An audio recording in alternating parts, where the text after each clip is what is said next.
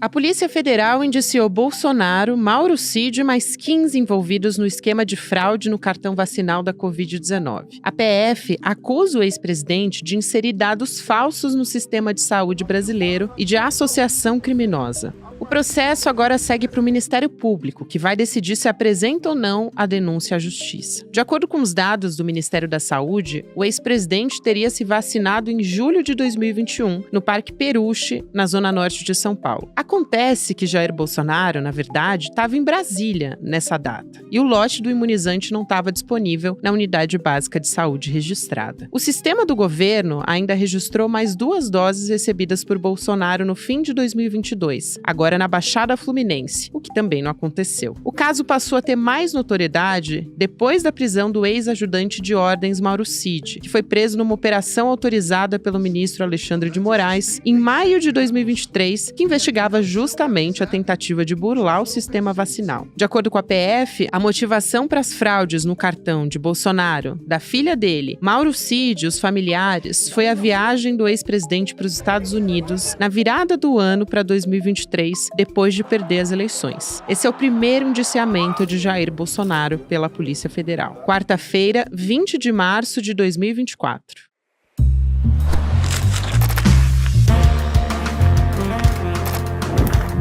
Sou a Gabriela Varela, esse é o podcast Detalhes, e aqui mais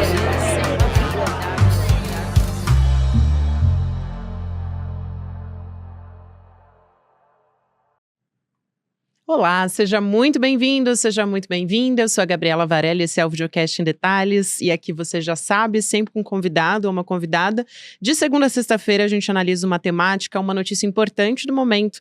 A notícia mais importante do momento, é claro, é o indiciamento, o primeiro indiciamento contra o ex-presidente Jair Bolsonaro e outras 15 pessoas também. A gente vai conversar a respeito disso com o nosso querido Cacai, advogado criminalista. Cacai, obrigada por aceitar nosso convite. É um prazer te receber aqui no Em Detalhes pela primeira vez, querido. Quero dizer da alegria enorme de estar com você aqui. Eu adoro seu trabalho e para mim é uma honra e um prazer falar com você e com as pessoas que estão nos acompanhando. Prazer é todo nosso, Cacai. Bom, vamos direto ao assunto, né? Primeiro eu quero focar no próprio Bolsonaro.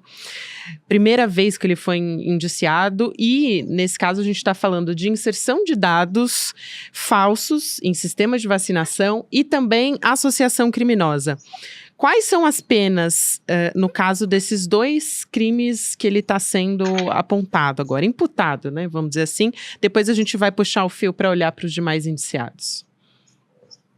Olha, Gabi, embora pareça um crime menor, dadas as monstruosidades que foram feitas ao longo dos últimos anos com o Brasil, com as pessoas, com os brasileiros, ainda hoje tem a notícia que, talvez tão importante quanto, que vai ser reaberto aquele inquérito principal do caso da pandemia.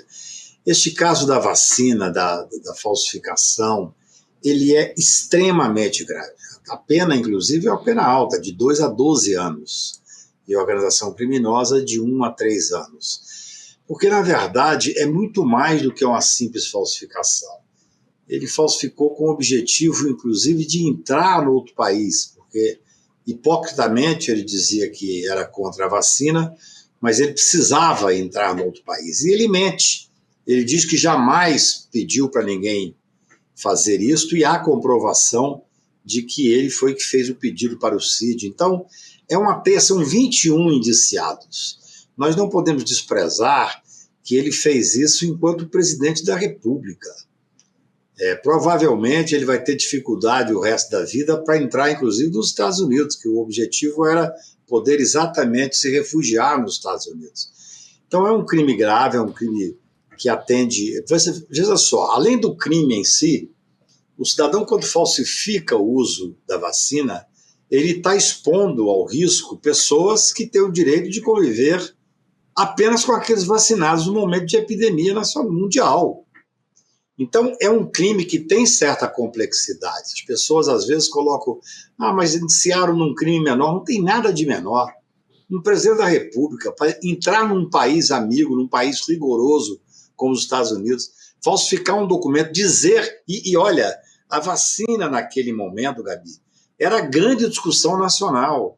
Quer dizer, entre nós, que somos pessoas que queremos a ciência, que respeitamos a ciência, que lutamos pela vida, que queremos a vida, todos nós perdemos amigos ou entes queridos naquela época, e um grupo negacionista que desprezava, que ria das pessoas que estavam doentes. Quer dizer, o contexto desse indiciamento é impressionantemente forte, especialmente por causa dessa notícia pela qual eu venho brigando tanto, que nós temos a hipótese de reabrir agora o processo principal da pandemia. Eu acho que é um crime grave, um presidente da República usar da estrutura que tem. Aí você tem secretário de saúde do município onde ele conseguiu, você tem... Gente, ele fez uma falsificação, pelo que consta do indiciamento, evidentemente a menina não está indiciada, da própria filha. Pois é. Da própria filha que tinha 13 anos de idade. Quer dizer, inclusive aí tem até o crime de corrupção de menores também por parte dele, né? Eu acho que é muito grave, é muito bom que as coisas estão andando. Por coincidência, Gabi, eu ontem fiz um programa com você, com muita honra, e Chico, e lá eu falava que, olha, calma, nós temos 5 inquéritos que estão correndo. Até onde eu estou acompanhando, esses inquéritos estão em estágio avançado de investigação técnica, uma investigação rigorosa. Quer dizer, hoje já saiu esse indiciamento. Eu acho que agora nós temos alguns outros inquéritos que estão em andamento. O Mauro Cid foi indiciado, inclusive, por outros crimes nesse mesmo inquérito. Eu só quero deixar claro para as pessoas que estão nos ouvindo, e eu já tinha recebido 5 ou 6 mensagens, recebi várias outras reconhecendo a gravidade, mas de pessoas dizendo, Cacai, mas isso não é um crime menor? Como um crime menor? Um presidente da República, qualquer cidadão, você fraudar o sistema de cartão, não é apenas a fraude em si, eu insisto nisso. É você fazer uma burla à boa-fé das pessoas. Por exemplo, você vai entrar num avião, era necessário ter, tudo bem que ele era presidente da República, ele não andava de avião de carreira, mas os demais que foram indiciados com ele, que foram vacinados, entravam no avião mostrando a sua carteira de vacinação, sendo que era falso, sendo que ele podia estar contaminando alguém. É de uma gravidade, isso demonstra o desprezo que Bolsonaro e seu bando têm pela vida, a falta de respeito pelas pessoas, a falta de comiseração, a falta de tudo. É a falta de humanidade, é isso que nós estamos vivendo.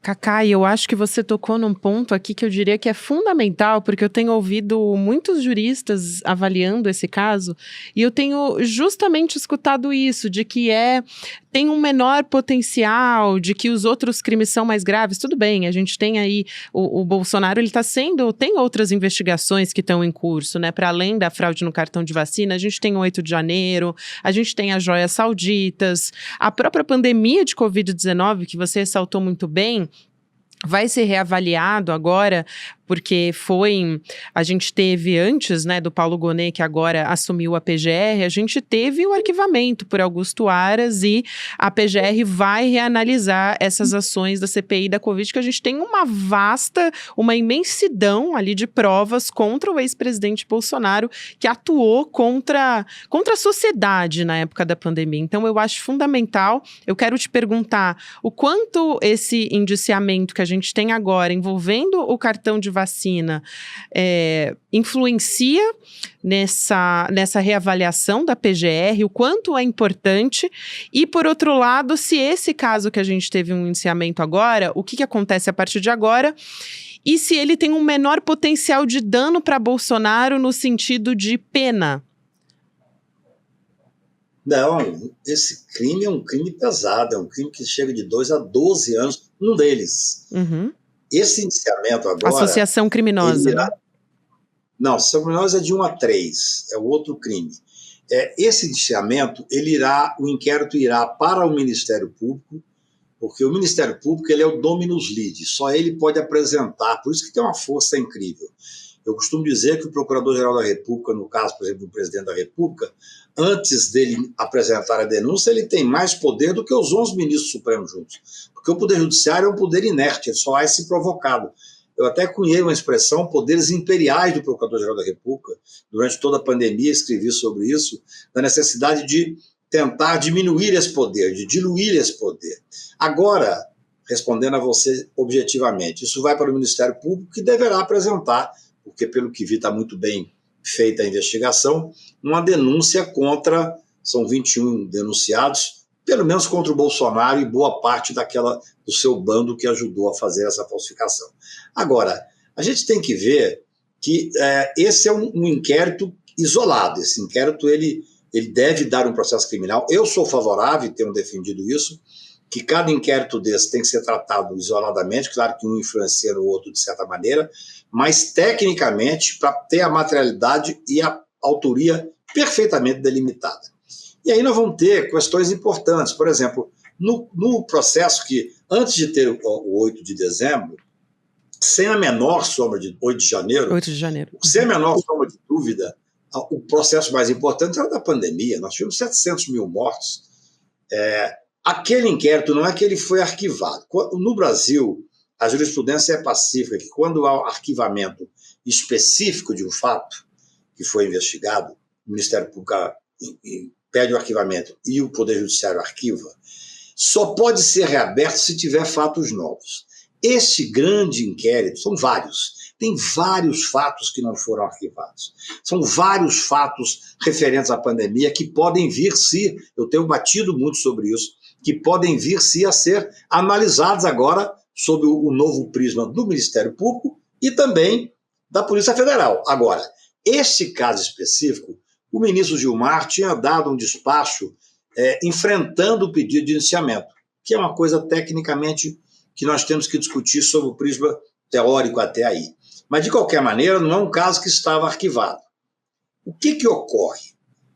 Nós temos uma capilaridade. Eu, na época da pandemia, eu cheguei a falar várias vezes com o Renan, com o Omar, com o Randolfo. Eu dizia, olha, ou vocês conseguem fazer algo para que tire da mão dos poderes imperiais do Ministério Público, do chefe do Ministério Público, ou essa vai ser a maior frustração da história do Brasil, o relatório dessa CPI. Felizmente, no dia de hoje, os senadores estão indo ao doutor Paulo Gonet para mostrar que tem muita coisa que não está arquivada, inclusive esse inquérito quase como principal, porque há um despacho do ministro Gilmar pedindo para fazer uma análise. Então, são coisas complexas. Eu me lembro, eu não faço parte da OAB, a não ser como inscrito e tal, não faço política de ordem, mas eu me lembro que a pedido do então presidente da ordem, eu assinei uma petição junto com vários outros, o ministro Carlos Aires Brito, o ministro professor Miguel Reale e vários outros, onde nós pedíamos a investigação contra o Bolsonaro pela morte de 1/3 dos 700 mil brasileiros que morreram durante a pandemia. Não tem nada mais grave. 1/3, porque nós tínhamos estudos de especialistas que diziam que se tivesse agido diferente, nós poderíamos ter evitado a morte de 1/3 dos brasileiros. Isso está absolutamente apto a ser investigado. Quer dizer, os crimes que estão postos ali são crimes, epidemia com resultado morte, infração de medidas sanitárias, uso indevido de verbas públicas, incitação ao crime, crime contra a humanidade. É um cipoal de crimes que esse cidadão tem que responder. Ele, especialmente o ministro da Saúde dele, à época, o general, que é incrível, não sabia o que era SUS, no meio de uma pandemia mundial, o mundo inteiro parado, e um ministro da Saúde que não conhecia, talvez, o principal programa de saúde do mundo. Então, Gabi, é muito interessante, é sintomático até, eu diria, que esse indiciamento tenha vindo da questão específica da fraude no cartão das vacinas, tenha vindo no dia em que se anuncia a hipótese da reabertura da investigação da questão da pandemia. Porque aí sim, você tem toda a razão, está tudo imbricado, é tudo quase desdobramentos de uma irresponsabilidade criminal, irresponsabilidade enorme do presidente da República, que teve a ousadia de rir do brasileiro, de desdenhar da morte, de cultuar a dor, de cultuar a morte. E, olha, não é tarde, mas ainda é tempo. Eu me lembro que na época da pandemia eu escrevi um artigo com esse título. É tarde, mas ainda é tempo. É necessário fazer esse enfrentamento. E nós vamos fazer. Nós não vamos deixar esquecer o que passou. É fundamental, Cacá. Essa página não foi virada e eu acho que dá para puxar um fio para a gente dar uma olhada nos demais indiciados, porque a gente está falando aqui, por exemplo, do Mauro Cid, o ex-ajudante de ordens de Bolsonaro. Tem outros personagens que estão envolvidos em outras também investigações. Então, eu acho que é importante a gente olhar para esses nomes. Nesse caso, também tem o deputado Gutenberg Reis, do MDB do Rio de Janeiro, mas a gente tem nomes, por exemplo, como o Marcelo Câmara, assessor de Bolsonaro, tem outros assessores também. O próprio, a esposa de Mauro Cid também, né, porque o Mauro Cid está envolvido ali com outras, tem médico, tem enfermeira também envolvida nesse caso, mas e secretários de saúde também, servidores da prefeitura envolvidos nesse caso. Agora, Cacai, a partir do momento que existe esse indiciamento, né, eles passam de investigados, eles passam a ser imputados. Tem um aspecto do Mauro Cid que é o seguinte, e aí eu quero te perguntar se vale para todas essas investigações. O acordo dele com a Polícia Federal, né, que prevê uma pena máxima de 2 anos de prisão por conta da colaboração premiada. Como é que fica essa história especificamente do Mauro Cid? Olha, eu não li o acordo, mas quase certamente o advogado que o acompanhou fez um acordo guarda-chuva. Quer dizer, ele deve ter respondido, ter feito acordo sobre tudo, porque não adianta ele fazer um acordo do crime mais grave, que seria o crime de 8 de janeiro, vamos chamar assim, e lá ele pegar 2 anos e aqui ele pegar 10. Ele era o braço direito de Bolsonaro, né? Está envolvido em vários outros casos. Né? Além disso, Gabi, ele era o braço direito e há relato de que tentou-se fazer essa fraude em alguns lugares que não deu certo, aí ele foi até a prefeitura de uma cidade do interior do Rio de Janeiro, por isso o secretário está indiciado, e lá conseguiu esse conluio. Né? Tem até uma coisa que eu não quero dizer que é de uma criança, mas a criança pedindo para o pai, não falsifica não, eu quero vacinar. Quer dizer, é uma coisa muito dramática até. Mas eu não conheço, mas eu tenho a impressão que certamente, eu não conheço a delação, mas certamente o advogado deve ter feito uma questão. Eu li na imprensa que o Mauro Cid tinha feito delação que envolvia a questão do cartão, que envolvia a questão da joia, envolvia, evidentemente, 8 de janeiro. Eu não sei se envolvia a pandemia, que eu não sei qual é a participação dele na pandemia, mas deve ser uma delação guarda-chuva para que ele possa... Se não, o que aconteceria agora? Seria fácil do advogado fazer isso? O advogado poderia chamar e falar, olha, nós fizemos delação, que é um acordo que se faz, e aqui nós temos informações importantes para que seja estendida a delação. Mas já deve estar compreendido, sim.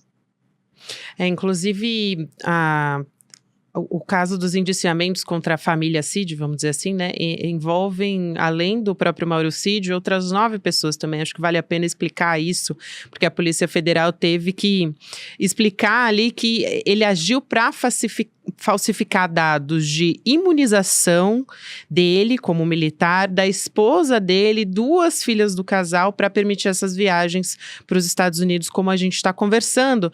Só que aí teve uma questão ali que o nome da Gabriela Cid, a esposa dele, teve uma primeira tentativa da falsificação. Ela usou uma carteira emitida pela Secretaria de Saúde de Goiás que não deu certo porque o sistema do Ministério da Saúde alertou para um erro de dados. E aí, na segunda vez, justamente essa história que você citou, né? Foi um documento de Duque de Caxias, lá no Rio de Janeiro, que a fraude funcionou. Então, é realmente um rolo muito arquitetado e que não parou ali numa primeira tentativa, né? Foi realmente mais aprofundado, vamos dizer assim. Eu penso que eu não li o relatório todo. Na verdade, eu estava começando a me interessar mais por esse assunto, até para conversar com você, quando me ligaram sobre essa hipótese de reabrir o inquérito da pandemia, né, que foi uma coisa que me interessa muito, porque nesse eu me envolvi muito. Desde o início, eu não só escrevendo e falando, mas fazendo representação criminal e tal e tal.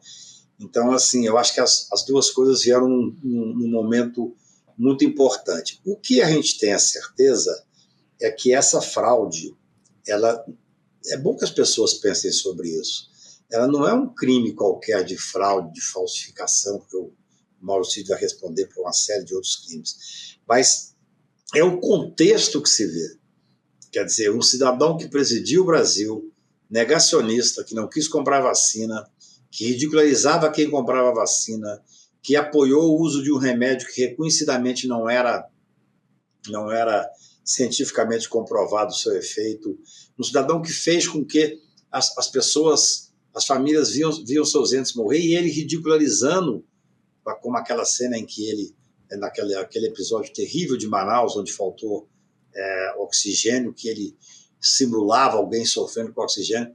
Isso não podia ficar assim. Quer dizer, então, é um contexto. Esse mesmo cidadão tem a ousadia, presidente da República, de fraudar o cartão de vacina de uma forma, assim, até de certa forma atrevida, porque não deu certo a primeira vez, procurou um correligionário lá no interior para poder fazer a fraude, ele usou esse documento para entrar nos Estados Unidos. Aí eu já vi gente assim, mas ele não mostrou o documento. Não, mas ele tinha um documento, porque quando ele fosse voltar, ele precisaria do documento à época. De qualquer maneira, o que mais nos interessa, porque já não seria mais presidente da República, o que mais nos interessa é que está evidenciado tecnicamente, por isso eu não me canso de elogiar o trabalho da Polícia Federal. Demorou muito, porque esses trabalhos são trabalhos técnicos que exigem conhecimento de pessoas que têm uma formação muito específica. E agora é hora de fazer um enfrentamento da gravidade, a gravidade. Não vamos dizer que, olha, foi apenas a fraude do cartão. Eu tenho visto muita gente tentar minimizar. Talvez essa tentativa de minimizar se dá na comparação dos crimes hediondos que ele fez. A pandemia, onde morreram 700 mil, a tentativa de golpe para instituir a ditadura no Brasil. Então, se você fizer esse tipo de comparação, é que eu digo sempre, o Bolsonaro é um serial killer. Ele é um serial killer. Ele pratica crime em profusão, crime de responsabilidade ele praticou às dezenas na época que era presidente da República, que poderia ter dado ensejo seguramente ao impeachment. Hoje não, porque agora ele não tem mais o cargo. Mas eu acho que a Polícia Federal está de parabéns, agora é esperar o Ministério Público, que certamente vai agir tecnicamente, e o julgamento, ele está pedindo que o julgamento isenta. Aquilo que mais me preocupa hoje. Hoje eu tenho uma preocupação, Bolsonaro e sua equipe mais próxima, e eu não vou falar dos advogados, porque seria pouco ético, mas eu vejo que está sendo deixado de lado a linha de defesa técnica para que se faça uma defesa política. Ou seja, não pode atacar o Supremo diretamente, porque está proibido disso até, existe por determinação do Alexandre, ele não pode se encontrar. Isso é comum. As pessoas pensam, mas estão perseguindo o Bolsonaro. Não. Em investigações desse porte, é comum que o juiz determine que os investigados não possam se encontrar, não possam falar, não possam trocar ideia. Isso é assim em vários processos em que a gente atua. Não há nenhuma perseguição.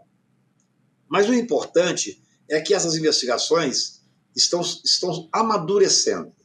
A da fraude amadureceu, tenha hoje o relatório.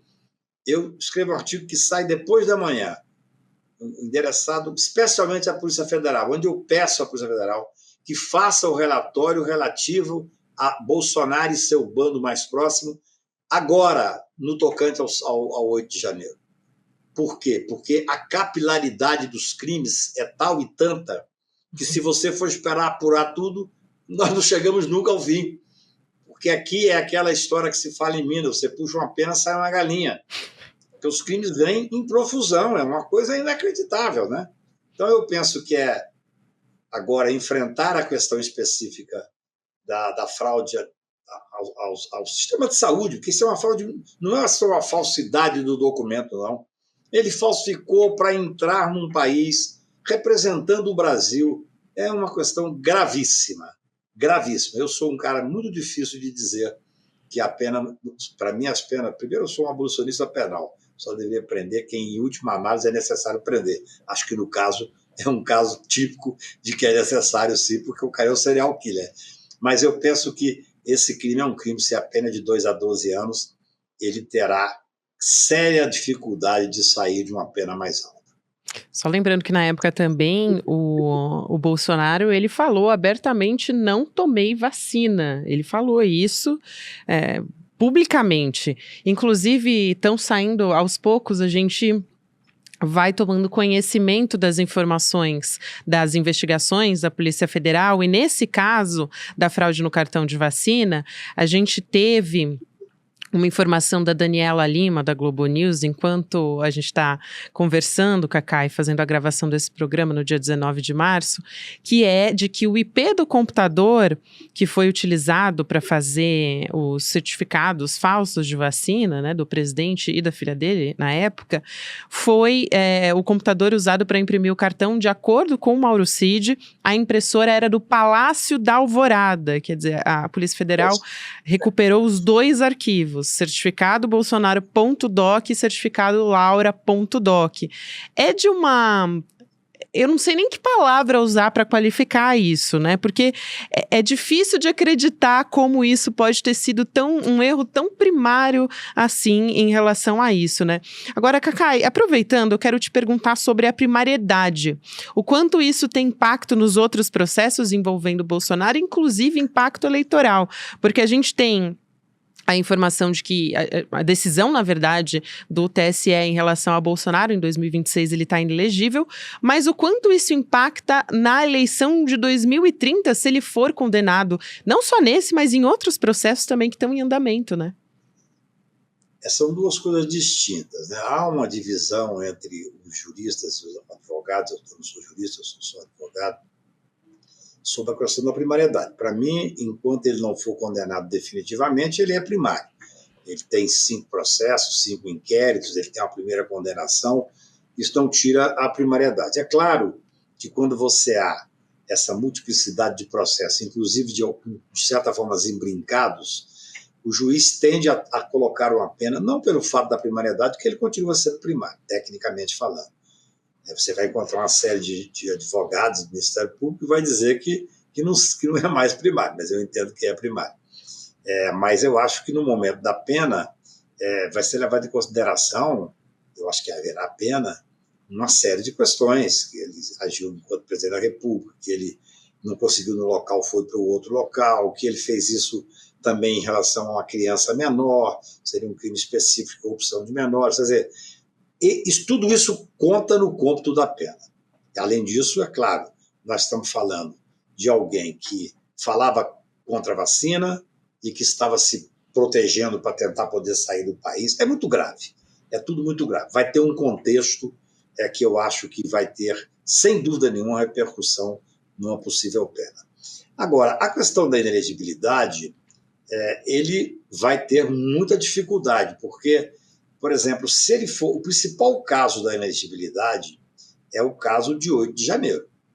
Porque se ele for condenado, como eu acho que inevitavelmente será, eu repito aqui, para mim, a Polícia Federal, que está fazendo um trabalho técnico excelente, tem que ter a responsabilidade de fazer imediatamente os relatórios. 1 dia, 2 dias, 10 dias, no máximo, para que nós possamos sair desse momento de instabilidade, onde Bolsonaro, deixando a defesa técnica, passa a fazer a defesa política, provocando o Supremo, chamando as pessoas para a rua.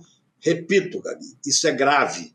Isso pode vir a dar ensejo até mesmo aos requisitos de uma prisão preventiva, porque ele está abalando a ordem pública, e ainda assim, a mais do que isso, ele está indo contra o órgão que vai julgá-lo, porque ele está tentando fazer uma desestabilização. Eu gostaria de ser julgado por juízes isentos. Quem diz isso está partindo do pressuposto que o Supremo Tribunal não é isento em relação a ele. Então, tudo isso é muito grave. E ele sendo condenado, eu não sou especialista em direito eleitoral, mas tive a curiosidade, especificamente em crimes contra o Estado Democrático de Direito, contra a estabilidade democrática, aí a inelegibilidade dele será muito maior do que a condenação num crime comum. Eu penso que é muito bom que o país se prepare para sair desse antagonismo, sair dessa polarização que nós estamos vivendo, para que a gente possa ganhar desses fascistas na rua, para que a gente pode... Hoje eu estava discutindo com uma pessoa importante de Portugal, que estava falando sobre a chegada do Chega ao poder, E eu fazendo a comparação dizendo que no Brasil da é extrema-direita, pior ainda, né? Para quem não está acompanhando. Porque lá a extrema-direita ficou em terceiro lugar, com 18% dos votos. Aqui nós temos uma polarização. Então é bom que nós nos preparemos para ganhar dele nos votos, mas é absolutamente democrático que essas pessoas que atentaram contra a ordem pública, que atentaram contra a democracia, que atentaram contra a saúde pública, respondam no Poder Judiciário. É assim que se faz no Estado Democrático de Direito. Nós não estamos julgando fazendo o jogo de alguma forma fora da linha, não. Nós estamos julgando exatamente como tem que ser julgado.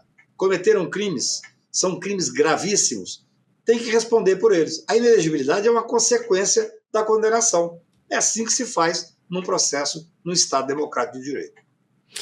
Exatamente. Antônio Carlos de Almeida Castro, como diria o Chico Pinheiro, nosso querido Cacai, que é advogado criminalista, um notório advogado criminalista. Quero agradecer a sua presença aqui, Cacai. Foi um prazer te receber no Em Detalhes. Volte sempre, portas escancaradas para você. Um abraço grande. Obrigado mesmo, Gabi. Eu gosto muito de falar com você. Você é muito inteligente, perspicaz e a conversa flui fácil, porque você sabe trazer os assuntos. Muito obrigado. Que honra, querido. Um abraço. Tchau. Um prazer sempre. Até mais. Bom, o Videocast em Detalhes fica por aqui, lembrando que o próximo episódio vai ao ar às 10h30 da manhã, ao vivo, para você que nos acompanha pelo YouTube. Na sequência tem Mercado e Investimentos, depois tem Rolê ICL e às 6 horas da noite tem ICL Notícias segunda edição. Lembrando que você sempre pode ouvir o Em Detalhes também pelas plataformas de áudio. E também lembrando a vocês que a gente tem uma aula em breve, eu quero compartilhar com vocês um outro grande evento do ICL, que é de um grande psicólogo dos Estados Unidos, autor da Psicologia Social, que se chama o seguinte, né, o best-seller O Animal Social, que é o Elliot Aronson. Ele vai dar uma aula gratuita, inédita aqui no ICL, no Brasil, inclusive, para a nossa comunidade, a respeito de ciência do comportamento humano, os fatores que nos levam a tomar decisões, inclusive, como é que a gente pode escapar, melhor dizendo, das tentativas de manipulação de todos os tipos. Então, fica o convite aqui para você, principalmente nesse tempo de fake news, que a gente recebe tantas notícias, você, os seus amigos, enfim, é importante a gente entender como é que é essa ciência do comportamento humano e de como a gente não está a serviço dessa manipulação da extrema-direita. Evento importante, então, que vai ser no dia 7 de abril, você pode garantir a sua vaga em Detalhes ICL.com.br, vai ser às 8 horas da noite, se inscreve, não perde. Obrigada a você que me acompanhou até aqui e até amanhã. Você seria capaz de fazer o mal, mas não um mal menor, um mal maior, desses que mais te assusta, esses que você mais critica nos seus dias, nas suas redes sociais. Provavelmente a sua resposta seria: não, eu não sou um monstro. Mas o que as pesquisas mostram pode te deixar chocado. A psicologia social estuda o comportamento humano e o porquê da gente fazer as coisas da forma como a gente faz. O maior especialista no mundo em psicologia social chama-se Elliot Aronson. E aos 92 anos de idade, é o psicólogo mais premiado nos Estados Unidos, tendo ganho o prêmio de melhor psicólogo, melhor pesquisador e melhor autor. Ele que escreveu esse livro, O Animal Social, o livro que mais influenciou na minha vida a minha forma de ver o mundo. A gente conseguiu marcar uma conversa com Elliot Aronson para ele nos ensinar sobre comportamento humano. E a melhor notícia é que essa conversa é aberta, gratuita, para todo mundo poder participar. Vai acontecer no dia 7 de abril, um domingo às 8 horas da noite. Para você participar, é só clicar no botão Saiba Mais aqui. Aproveite e chame todo mundo que você conhece para participar. Elliot Aronson, falando com a gente aqui no Brasil sobre esse tema tão importante. É agora ou nunca, irmão.